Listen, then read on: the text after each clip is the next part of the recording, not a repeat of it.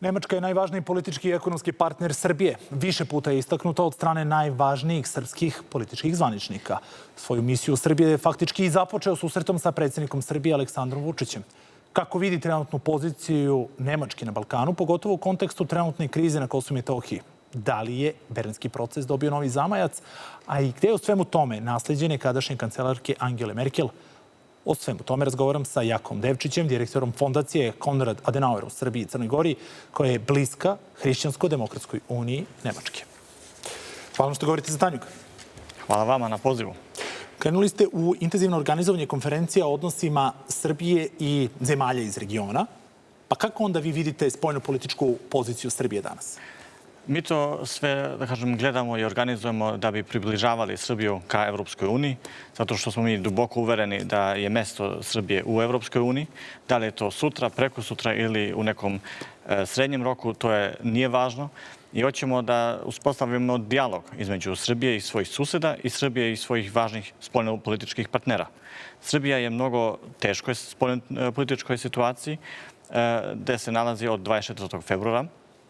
Sa jedne strane je jako intenzivno umrežena sa Evropskom unijom, politički, ekonomski, a sa druge strane, naravno, imamo tu zavisnost Rusije u sferi energetike, koja naravno isto utiče na spoljno-političku situaciju u Srbiji.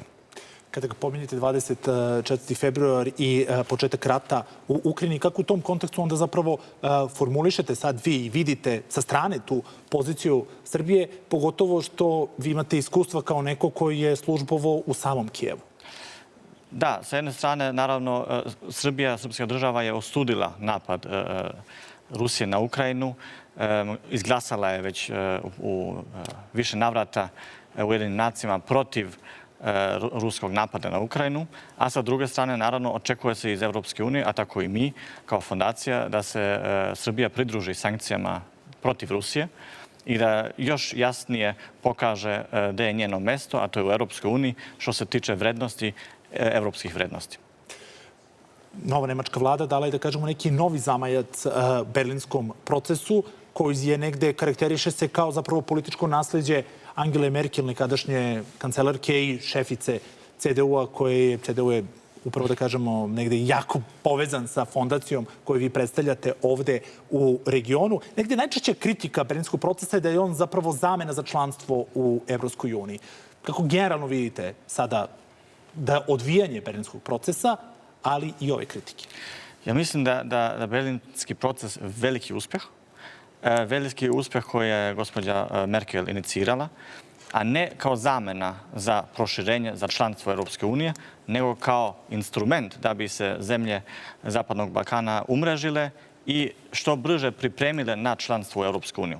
Vidjeli smo u Berlinu, na zadnjem samitu je potpisan sporazum da bi se priznavali diplome, kvalifikacije iz raznih zemalja. Ja mislim da je to jedna tačka od puno tačaka koji doprinosu umrežavanju i saradnji u regionu. I sve to čini berlinski proces i činit će u budućnosti. 5.000 mladih ljudi je do sad učestvovalo u raznim programima razmena u regionu. Pre 10-15 godina, ja mislim da je to nezamišljivo. I to su konkretni rezultati koji će, mislim, ljudi u Srbiji, pa tako i u drugim zemljama Zapadnog Balkana da vide još šta to uopšte znači i kakva korist će od toga da bude. Jedan od osnovnih postulata fondacije Konrad Adenauer je zapravo to evropsko ujedinjenje i sami ste ovde rekli večeras da zapravo vidite Srbiju u Evropskoj uniji i u celom tom procesu. Međutim, taj negde zamajac evrointegracije čini se da je pao u zapećak, pogotovo kada se uzmu poslednja dešavanja u regionu Zapadnog Balkana, tenzije i kriza, a i nekako evroskepticizam raste kod građana jer se nekako čini da smo udaljeni miljama od članstva u Evropskoj uniji. Šta vi činite na tom polju da zapravo se promeni to osjećanje i da zapravo Evropska unija postane opipljiva građanima regiona?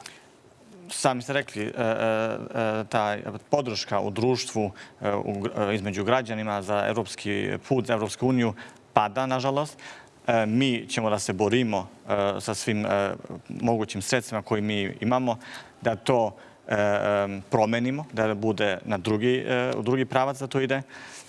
Ja mislim da to ide kroz razne konferencije, na primjer, kroz razne publikacije, gde ćemo da pokušavamo da pokažemo prednosti članstva u Europskoj uniji, a naravno isto kroz razgovore, kroz konsulting koji mi nudimo našim političkim partnerima, a to je u prvoj liniji ovdje u Srbiji SNS i vlada i predsjednik, i ja mislim da je to mnogo važno da budemo tu u dijalogu, i jesmo, da bi vidjeli da izađemo na pravi put za Srbiju, a to je ka Evropskoj uniji. Da li će Srbija da bude član za 2 godine, 5 ili 8, ja mislim da je to za građane nevažno. Za građane je važno da im se poboljša standard života, da imaju bolje pravosuđe, da imaju sve te pogodnosti koje nudi članstvo Evropskoj uniji na putu ka tom finalnom cilju. Samo nemojte odpominjati, tih 8 godina zvuči suviše daleko, ali kada govorimo o tom dijalogu, u fokusu srpske javnosti je zapravo taj francusko-nemački plan za rešenje problema Kosova i Metohije, koji je nekako postao evropski, bar prema onome što je saopštio šef evropske diplomatije Josep Borrell. On se, bar prema onome što mi imamo priliku da vidimo u medijima, zasniva na tom planu dve Nemačke. Kako vi zapravo vidite tu inicijativu za rešenje Kosovog čvora i gde je zapravo tu uloga Berlina? Berlin igra tu naravno u koncertu sa evropskim partnerima, to je gospodin Lajčak, gospodin Borrell, u koncertu sa prijateljima iz Amerike, to je gospodin Escobar, i Nemačka, mislim, tu ima mnogo konstruktivna uloga. Nemačka se ne zalaže ni za jednu stranu ni za drugu. U interesu je da se nađe sporazum sa oba dve strane, a za to je potrebno kompromis. Tako u Prištini, tako i u Beogradu. Ja mislim da je to jasno. Što se tiče predloga o kome se priča, ja ne bi pričao o tome zato što jednostavno javnost nije upoznata sa detaljima. A da se priča o nekim poludetaljima, ja mislim da je interesantno, ali da ne dovodi nikakvom rezultatu, tako da moramo, ja mislim, da budemo strpljivi, da sačekamo još neki dan, da pričamo otvoreno o svim detaljima. Ipak možemo da se osvrnemo na ono neko, da kažemo, istorijsko nasleđe, jer ako kažemo taj plan dve Nemačke, koliko je on zapravo adekvatan s obzirom na to da, ako govorimo o dokumentu od pre 50 godina, bukvalno 50 godina, i koji je negde, da kažemo, sproveden kada je u pitanju isti narod. Ovdje su u pitanju dva različita naroda. Da, još jednom, nije to 1:1 prekopiran dogovor pre 50 godina i sad. Ali suština da kroz saradnju, kroz bolje razumevanje, kroz volju za kompromis, da se nađe izlaz iz ove situacije sa kojom su svi nezadovoljni. Ja mislim, i to je, da kažem, zajedničko i sporazum pre 50 godina i mogućeg budućeg sporazuma. Ipak kada govorimo o tim sporazumima, malo pre pomenuta kancelarka Angela Merkel je insistirala na briselskom sporazumu koji je potpisan 2013. Sastavni deo tog briselskog sporazuma i bar osnova kada je u pitanju Srbije formiranje zajednice srpskih opština, to je dan danas mrtvo slovo na papiru. Da li je taj ceo sistem koji je zapravo izgrađen posle briselskog sporazuma ugrožen danas zato što nema poštovanja? Ja mislim prvo što je najvažnije, to je deeskalacija. Nikome nije u interesu eskalacija. Ako bi došlo do neke veće eskalacije, to bi, da kažem, ja sam ovdje zadužen za Srbiju, vratilo Srbiju 10 godina unazad.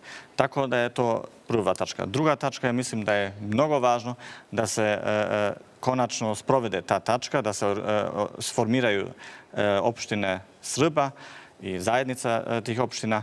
I treće, naravno, da se vrate srpski predstavnici u kosovske institucije. I to sve, naravno, sve zajedno povezano, ali je mnogo jasno i važno da se kaže da obe strane imaju ulogu i oba dve strane imaju odgovornost. Zaduženi ste i za Crnu Goru i tamo je u toku jedna velika politička i institucionalna kriza. Kako vi vidite zapravo situaciju u Podgorici? Ja mislim da je to, da kažem, apsurdna situacija, zato što Crna Gora bi imala sve mogućnosti da napreduje ka reformama, ka Evropskoj uniji, mislim, najbrže od svih zemalja u Zapadnom Balkanu. Nažalost, predsjednik i vladajuća tehnička vlada se blokiraju međusobno. Već par meseci nema Ustavni sud, nisu u sposobnosti da organizuju lokalne izbore po 9. put u jednom mestu. Bave se nekim drugim zakonima koji su nevažni u tom smislu da se deblokira zemlja. Tako da ja mislim da pokazuju veoma nezrelo ponašanje zato što se igraju državom. I kada se sve to negde sabere što smo spomenuli večeras, čemu onda da se nada regionu u 2023. godine? Jednostavno nekom povratku normalitetu. Posle, da kažem, korona krize, posle sad krize koje naravno se razvija ovde kroz rat Rusije u Ukrajini, ja mislim da je najviša želja ljudi u regionu i bit će najveća želja da se vrate u neku normalu. A ta normala znači manje mržnje, više ekonomskog rasta, boljeg razumevanja i ja mislim, naravno, zbog toga onda bržeg napretka ka Evropskoj uniji. Gospodine Devčiću, hvala vam na razgovoru za Tanjuk. Hvala vama.